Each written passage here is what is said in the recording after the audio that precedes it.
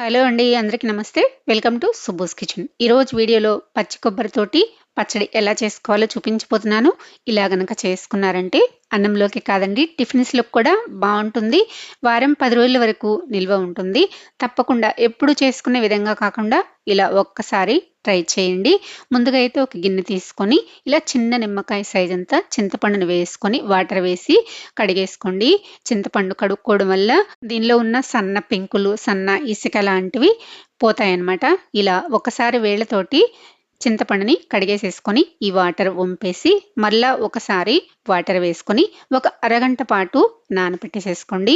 ఈలోపు పచ్చి కొబ్బరి చిప్పని తీసుకొని ఇందులో నుంచి పచ్చి కొబ్బరిని ఇలా వేరు చేసేసి సన్నగా పొడవుగా కట్ చేసేసుకోండి. ఇలా వీడియోలో నేను చూపించిన విధంగా కట్ చేసేసుకోండి. ఇలానే మిగిలిన కొబ్బరంతా కట్ చేసుకున్న తర్వాత ఈ కొబ్బరిని 1-2 సార్లు వాటర్ వేసేసి శుభ్రంగా కడిగేసేసుకోండి. ఇలా సన్నగా కట్ చేసుకుంటేనే మనకి వేయించుకునేటప్పుడు బాగా ఫ్రై అయిపోతుందన్నమాట. చూడండి, ఈ విధంగా కడిగేసుకున్న తర్వాత ఇప్పుడు స్టవ్ పైన కడాయి పెట్టేసేసుకొని 2 స్పూన్ల వరకు ఆయిల్ వేసుకొని ఆయిల్ని హీట్ చేసుకున్న తర్వాత కట్ చేసి పెట్టుకున్న కొబ్బరి ముక్కలన్నింటినీ కూడా వేసేసుకొని మంటని లో టు మీడియం ఫ్లేమ్లోకి అడ్జస్ట్ చేసుకుంటూ లైట్ గోల్డ్ కలర్ వచ్చేంత వరకు ఇలా కలుపుకుంటూ ఫ్రై చేసుకోవాలి. చూడండి, ఈ విధంగా ఫ్రై చేసుకున్న తర్వాత ఇప్పుడు వీటిని తీసేసి ఒక ప్లేట్లోకి వేసుకొని పక్కన పెట్టుకొని చల్లారనివ్వాలి. ఇవి చల్లారేలోపు అదే కళాయిలో 1 టేబుల్ స్పూన్ పచ్చిశనగపప్పు, అలానే కారానికి తగ్గట్టుగా ఎండుమిర్చిని వేసుకోండి. నేనైతే 10 ఎండుమిర్చి వరకు వేసుకున్నానండి.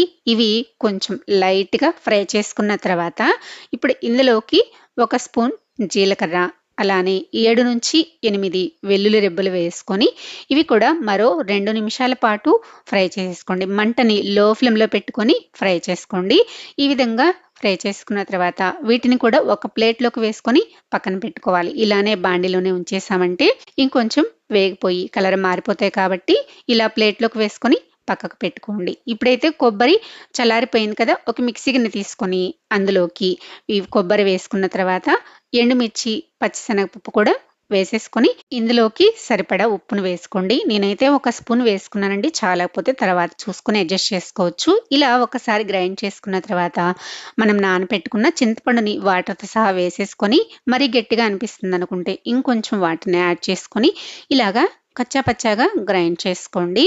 ఇలా గ్రైండ్ చేసుకున్న తర్వాత స్టవ్ పైన అదే కడాయిలో 1.5 టేబుల్ స్పూన్ వరకు ఆయిల్ వేసేసుకొని ఆయిల్ని హీట్ చేసుకున్న తర్వాత పోపు దినుసులు వేసుకొని అవి వేగిపోయాక 2 రెబ్బల కరివేపాకు వేసుకొని ఇప్పుడు మనం మిక్సీ పట్టుకున్న కొబ్బరి పచ్చడిని కూడా వేసేసుకొని ఒక్కసారి బాగా కలిపేసేసుకొని 1 నిమిషం పాటు నూనెలో ఇలా కలుపుతూ ఫ్రై చేసుకున్న తర్వాత ఇప్పుడు మీకు ఉప్పు సరిపోయిందో లేదో చూసుకొని చాలాపోతే ఉప్పుని అడ్జస్ట్ చేసుకొని మరొకసారి బాగా కలిపేసేసి స్టవ్ ఆఫ్ చేసేసి సర్వ్ చేసుకోవడమేనండి.